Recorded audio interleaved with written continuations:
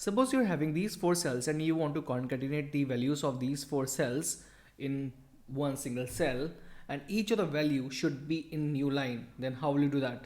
So it's pretty easy, yet very tricky when you're using, let's say, Windows or Mac operating systems. So we will see how.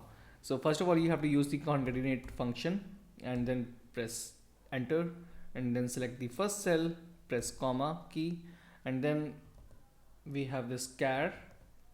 If you're using Mac, use 13 as char, and if you're using Windows machine, then you'll be using char 10. So this is more about the character set which your operating system uses. So since we are using the Mac machine, we'll be using 13, char 13, and then separated by comma again, and then another value which is b2, then comma, then char 13, and then comma, then another value, and then again char 13, and the final one which is here, and then closes the bracket close, and we can see that we have all these four values in new line within a cell.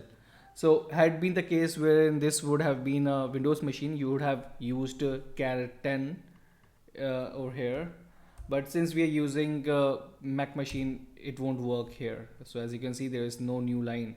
So I was wondering why char 10 is not working, and I was using Mac. So then I googled about it, and then I found out that it is more about the character set which your operating system uses. So since we are using Mac, it will support the char 13, and Windows uses the char 10. So this is how you concatenate the values of different cells in new lines, or you can include new line within the concatenated values.